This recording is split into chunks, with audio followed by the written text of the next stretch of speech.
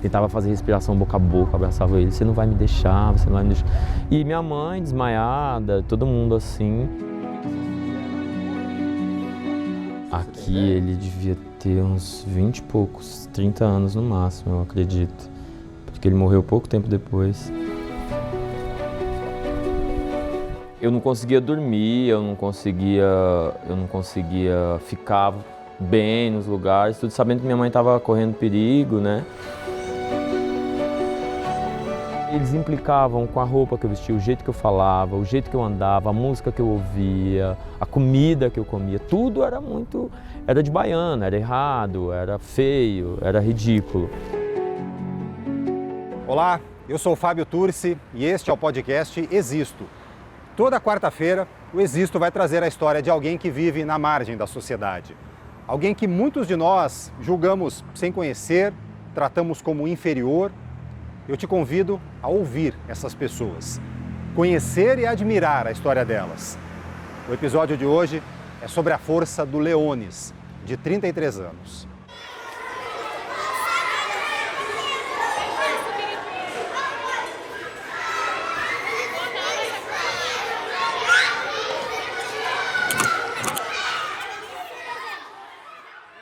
Isso aqui, o Fábio, foi meu pai que fez. Essa foto. É. Eu tava pescando sozinho, eu me lembro, cara, que eu devia ter 5 anos, 6, por aí.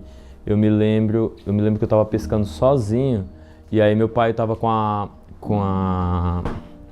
meu pai tava com a câmera fotográfica lá dentro da água, e quando essa galera viu que ele ia me fotografar, todo mundo correu. Eu fiquei muito bravo, porque eu só queria pescar. E aí depois eu não consegui mais pescar nada. Eu me lembro muito bem dessa fotografia aqui. Isso era onde minha mãe lavava roupa, onde a gente pescava, tomava banho.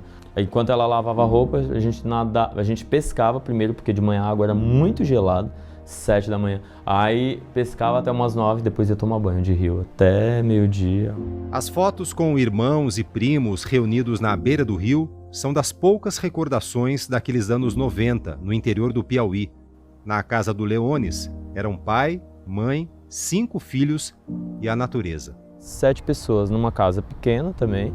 Pelo que eu me lembro dessa casa, ela tinha 2 quartos, que era o quarto dos pais e o quarto dos filhos, e uma cozinha e uma sala. E aí o quintal era tantos 1000 quilômetros de Mata Atlântica, né? E era assim, cara, a gente muito pobre. Meu pai trabalhava na roça, então plantava e a gente se alimentava dessa plantação e parte era vendida.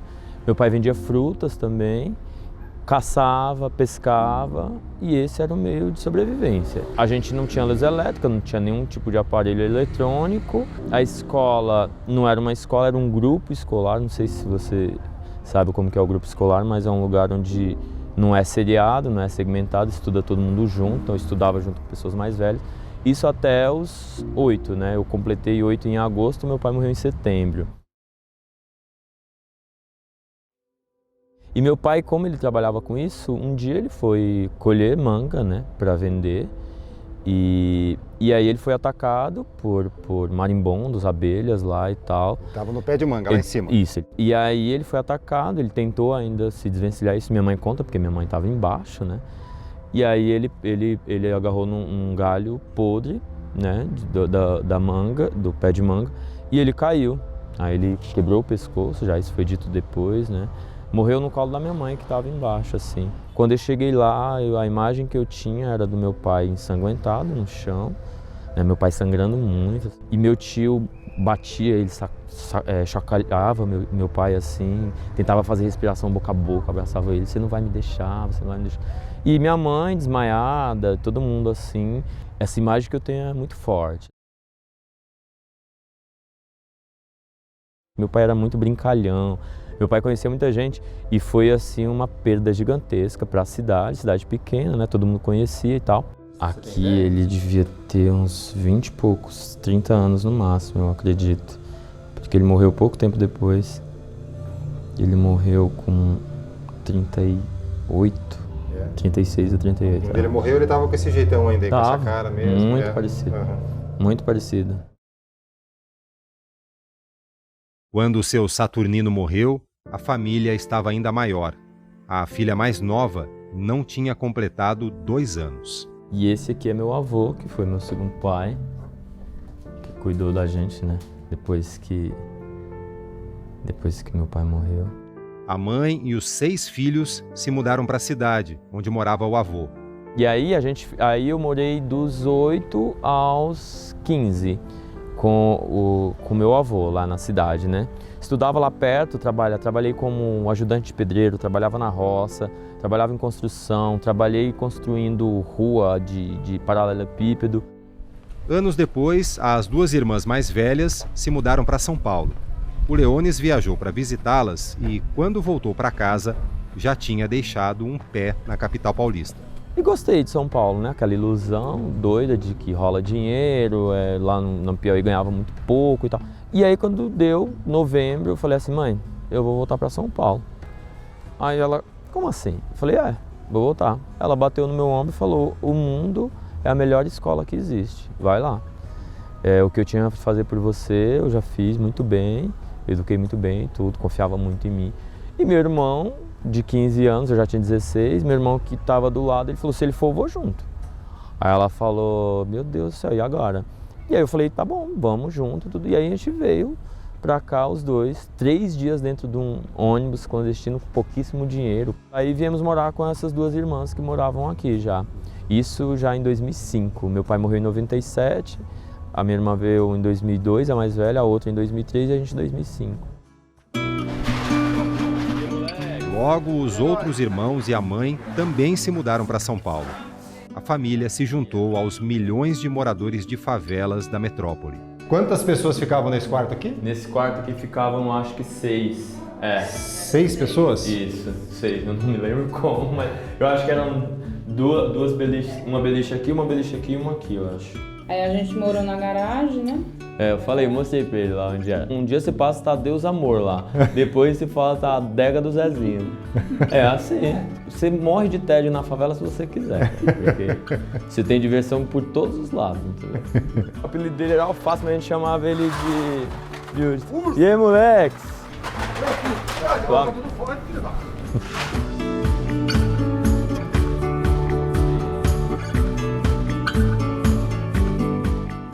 Quando eu cheguei aqui em São Paulo, eu fui fazer o que a maioria dos nordestinos fazem, que é trabalhar na área de comidas, né? Eu fui trabalhar numa padaria, trabalhei numa padaria aqui perto, eu ganhava R$350 por mês.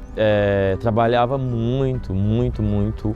Tive que largar a escola porque eu não conseguia dar conta. E trabalhei nessa padaria por 6 meses e depois saí de lá, fui trabalhar numa lanchonete lá na Vila Madalena.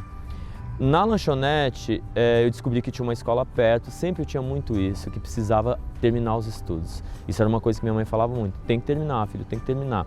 Terminar, leia-se, acabar a escola, né, o ensino médio. E aí eu fui nessa escola, eu estudava das 7 da manhã às 11h40, porque eu entrava na lanchonete meio-dia, que era o horário que abria, então eu tinha que sair antes da escola, eu pedia 40 minutos de aula todos os dias, a aula acabava meio-dia e 20. E trabalhava da meio-dia até as 8. E fiquei nisso, fiquei 2007, 2008 e 2009. Em 2009 eu acabei o ensino médio. Terminar o ensino médio era o máximo que alguém da família já tinha conseguido. Ele poderia ter parado ali, que já tinha custado muito sacrifício. Mas uma professora daquela escola enxergou Leones. Uma professora maravilhosa, Dona Jane Maria, que espero muito que ela veja isso, que eu dedico muita coisa àquela mulher, ela falava, filho, você precisa fazer uma faculdade, você é alguém extremamente esforçado e tal. Você tinha essa obstinação com entrar numa faculdade? Muito forte, muito forte. A Dona Jane me mostrou muito bem isso, a vida me mostrou muito bem isso.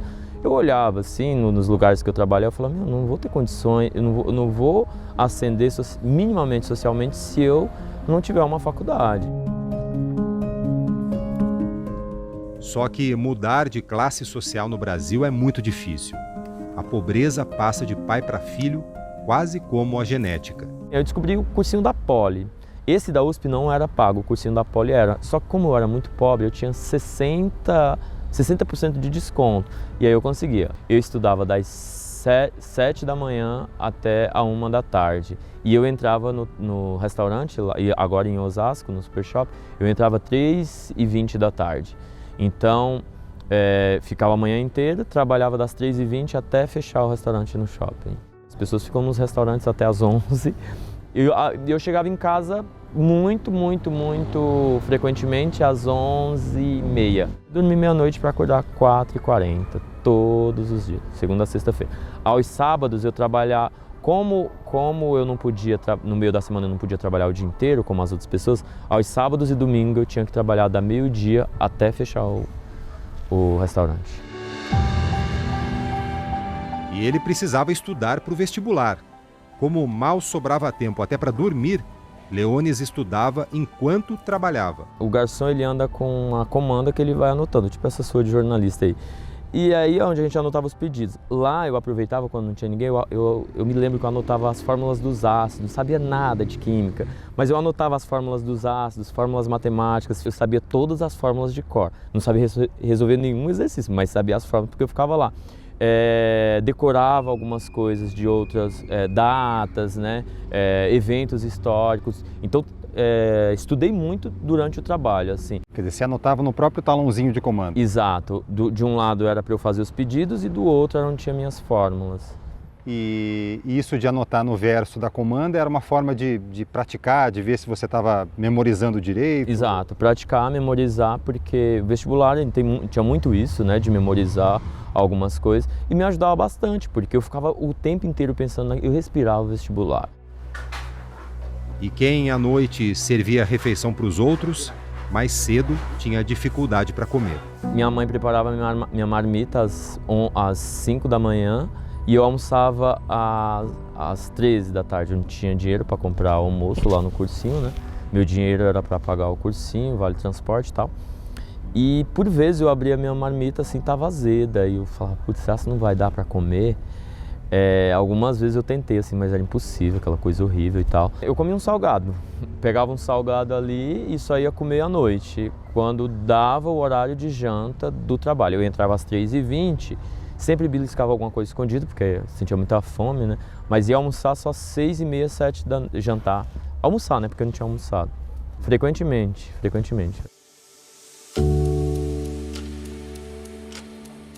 A lição no verso da comanda funcionou. Leones passou no vestibular. Foi fazer Ciências Sociais na Universidade Federal do Rio de Janeiro. Na capital fluminense, achou outra favela para morar e outro emprego de garçom para se manter. E aí morei 2 meses no Caju, que era onde eu morava, trabalhava num restaurante lá em Ipanema e estudava lá no centro. Então era uma coisa assim muito horrível, que eu morava na Zona Norte, trabalhava na Zona Sul e estudava no centro. E aí consegui ficar assim ainda por 2 meses. Aí 2 meses, não aguentei mais, não dava conta da faculdade, não conseguia estudar, não conseguia fazer nada, morando sozinho. Aí larguei, voltei pra cá e aí entrei no cursinho de novo, fiz metade do segundo semestre, fiz metade do ano, 2012, 2013 eu entrei na USP. Leones entrou na melhor universidade da América Latina. Aí eu fui fazer letras, que já era o que eu queria, né? Já era mais velho, meus colegas tinham 17 anos, né? Eu já tinha 23. Eu falei, bom, meu próximo objetivo então agora é fazer uma segunda língua, porque isso faz parte normalmente dos cursos de letras. Fui para o francês, em 2014 comecei a fazer o francês, e aí meus colegas todos iam para a França, iam para o Canadá, iam para a Bélgica, né? Eu falei, putz, será que não rola um intercâmbio? Agora Leones trabalhava numa pizzaria e falou para um colega do sonho de fazer um intercâmbio na França. E aí esse colega ele falou para uma cliente, ele falou assim, tá vendo esse rapaz, ele quer muito estudar na França. Aí ela olhou para mim assim, deu risada, ela falou, acho que paraibano. Ela falou, paraibano ir para a França? Deu uma risadinha assim, ela falou, pode ser que dê certo. Meio que esnobando assim, foi uma coisa que me ficou marcada também. Aquela cliente não enxergava como a dona Jane Maria. E aí tentei, 2014, 2015, 2016, não consegui. Por que você não conseguia? Porque eu não tinha nota suficiente para... As notas dos meus colegas eram sempre superior à minha e quem ia era quem tinha nota... Tinha uma nota de corte, né, para você ir. E aí consegui, em 2017 consegui. Eu falei, aê, felicidade, vamos para a França. Não, porque eu não tinha grana. Eu tinha que comprovar uma quantia, um montante, né, mínimo, para poder ficar um semestre na França. Eles não me davam visto, o consulado francês, porque eu tinha que comprovar como eu ia me sustentar lá. Então meu visto foi negado 2 vezes. E aí, na primeira vez eu cheguei lá, a mulher falou assim, não, sem chance de você ir para lá, porque você não trouxe nada para me comprovar. Eu falei, não, tenho essa quantia aqui. Ela falou, não é seu esse dinheiro. Eu falei, como não é meu, senhora? Ela falou, depositaram para você essa semana, e aí quando você conseguir aqui, a pessoa vai pegar de volta. Aí eu fiquei pensando, nossa, como ela sabe? Foi até minha irmã que fez, né? Acho que todo mundo faz isso. E era isso mesmo? Era isso mesmo, sem dúvida. Aí, beleza, foi negada essa primeira vez, ela falou, vê com seus irmãos, você falou que tem muitos irmãos, pede para eles fazerem uma declaração registrada em cartório, que vão te ajudar enquanto você está na França, e volta aqui e a gente te dá o visto. Aí eu cheguei lá com essas declarações. Quando ela viu o salário dos meus irmãos, ela já estava muito brava comigo, eu acho. Ela gritava, né? Quem foi em consulado sabe como que é, um vidro blindado e tem um microfone assim, tava cheio de gente, ela gritava assim, você vai passar fome lá e seus irmãos vão passar fome aqui, o que você está querendo fazer, desiste disso. Aí eu falei, tudo bem senhora, eu estou ouvindo aqui, pode falar mais baixo, toma aqui seu passaporte, você não vai conseguir. Aí eu falei, senhora, me fala o que eu preciso para conseguir esse visto. Ela falou, você precisa vir aqui com 3.100 euros. Se você não vier com esse dinheiro comprovado em alguma coisa no seu nome, você não consegue. Aí minhas irmãs, meus irmãos, minha família fez um monte de rifa, fez cesta e vendeu cesta. E meus amigos fizeram campeonatos. Só sei que eu consegui juntar essa grana, comprei todas de euro, coloquei num cartão, levei o comprovante lá. Ela falou, agora você consegue.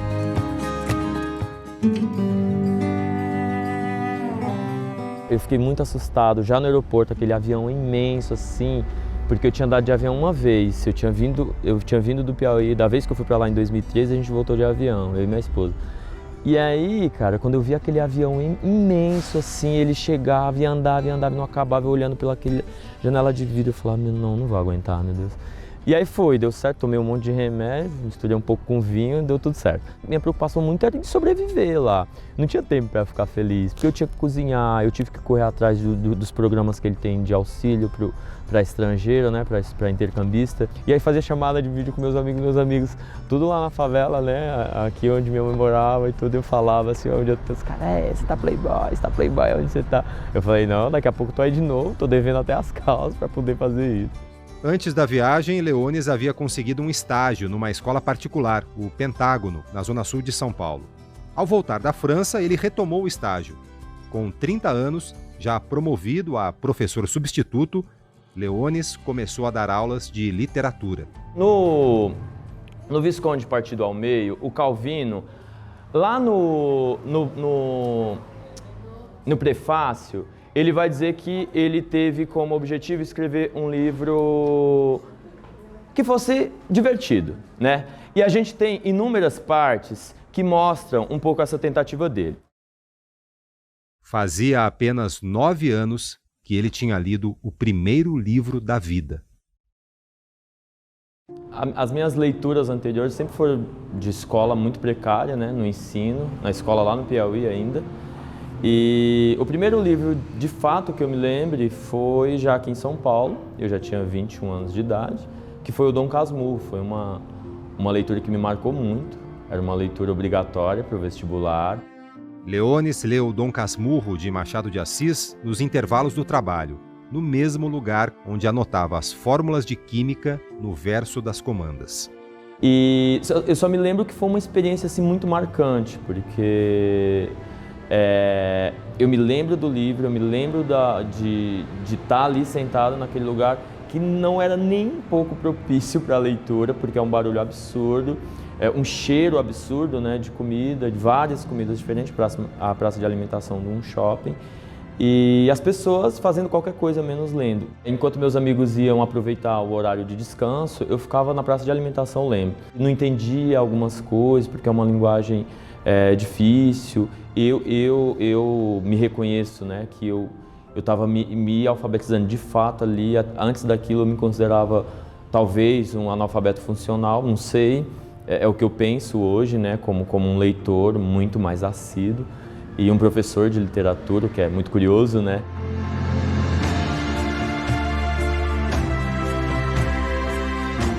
Dom Casmurro, de Machado de Assis. Capítulo 1, do título. Uma noite destas, vindo da cidade para o Engenho Novo, encontrei no trem da Central um rapaz aqui do bairro, que eu conheço de vista e de chapéu. Cumprimentou-me, sentou-se ao pé de mim, falou da lua e dos ministros e acabou recitando-me versos. A viagem era curta e os versos pode ser que não fossem inteiramente maus. Sucedeu, porém, que, como eu estava cansado, fechei os olhos 3 ou 4 vezes. Tanto bastou para que ele interrompesse a leitura e metesse os versos no bolso. Continue, disse eu, acordando. Já acabei, murmurou ele. São muito bonitos. Vi-lhe fazer um gesto para tirá-los outra vez do bolso, mas não passou do gesto. Estava amuado. O Drummond tem um poema muito bonito que ele fala da procura da poesia, né? E talvez eu estivesse procurando a literatura ou ela me procurando, não sei, né? E agora a gente está junto. No dia em que entrevistamos o Leones, a aula para os alunos do 9º ano foi sobre uma obra literária que usa o humor. Quem aqui ri? Todo mundo, né? Quem gosta de rir? Gente, por que vocês acham que a gente ri?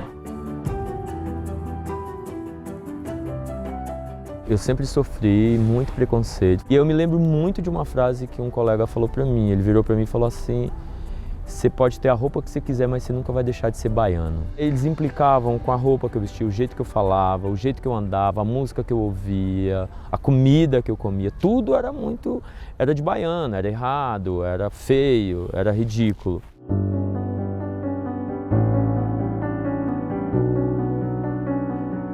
Galera, o que a gente ridiculariza? O que é ridículo pra gente na nossa sociedade? Não, isso é traduzido, né, meu lindo? Manu, tudo que é diferente, o estranho, o estrangeiro, olha só, a gente ridiculariza.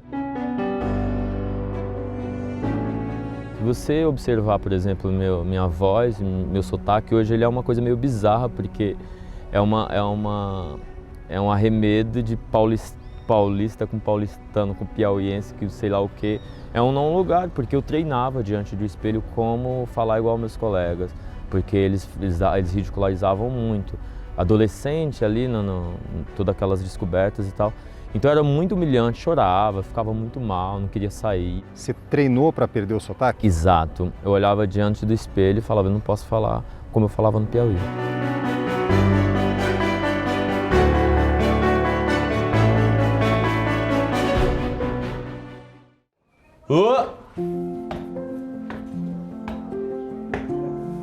Cheguei! O sotaque se perdeu, mas a identidade cultural resiste de outras formas na vida em família. Ó, baião de 2, feijão tropeiro. E aqui a gente tem uma coisa do Piauí que a gente chama de malaçada. Melhor coisa do mundo.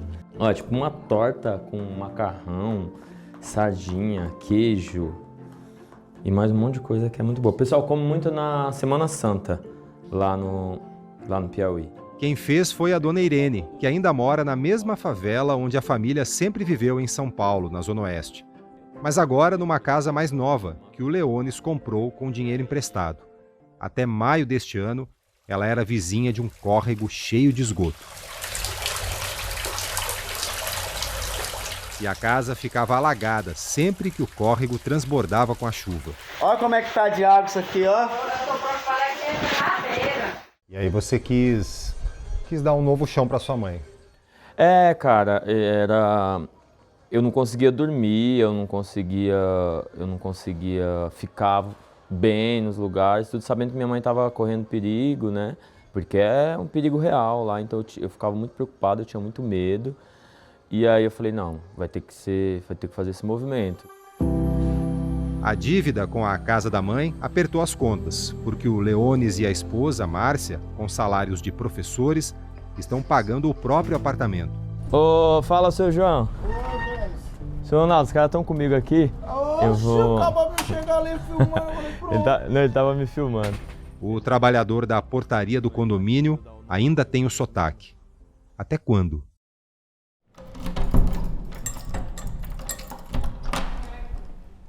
Fica à vontade. Licença. Não passava pela cabeça essa ideia de casa própria em São Paulo, de jeito nenhum. Aqui não era nem meu lugar, eu não sentia sempre sofri muito preconceito aqui em São Paulo, linguístico, de xenofobia, de vai embora daqui, que você está fazendo aqui e tal, esse tipo de coisa. E a gente não achava que seria possível, não é pra gente tudo. Esse aqui é o seu primeiro endereço que não fique numa favela? Dentro da favela, sim, né? Porque a favela é aqui do lado, mas foi. Para o Leones, mais do que comemorar o que conseguiu, é preciso se preocupar com o tanto que foi difícil. Eu acho que eu consegui, depois de muito tempo, depois de muita dificuldade, outras pessoas conseguiram também, felizmente, mas que não precisava ser tão difícil, né? Não é só se esforçar. Vários amigos desistiram no meio do caminho, colegas, né, de cursinho, de estudos e tudo, por conta dessa dificuldade. Não é só se esforçar que vai, é muito mais complexo. Que a gente possa, por exemplo, ingressar numa universidade como a Universidade de São Paulo sem tanta dificuldade como eu passei, por exemplo, que não tenha que batalhar tanto como eu batalhei, porque eu acho que era uma disputa muito injusta, né? Sempre estava muito atrás, sempre com o pé atrás, sempre chegava, o ônibus já tinha saído, o trem já tinha passado, o rio que corria não era mais aquele, para que não haja tantas coisas assim. Este foi um episódio do Existo. Se quiser falar com a gente, mande uma mensagem no Instagram, @existo.podcast. Para apoiar o Existo, inscreva-se no nosso canal do YouTube ou siga no Spotify. Na semana que vem, o Existo vai trazer a história da Samara, que fugiu da cidade onde morava por causa da discriminação. E quando perseguia o sonho de ser cantora, foi enganada e acabou numa rede de prostituição. Até quarta-feira que vem. Se habita esse mundo, é preciso que reflitamos sobre esse mundo, seus problemas, as suas questões e o que a gente faz com isso, né? Uma aula que eu dei para eles hoje o que é ridículo na nossa sociedade, o que eu ridicularizo? É uma pergunta que eu coloco para eles, uma pergunta que precisa ser refletida para ser pensada. As desigualdades, elas são ridículas.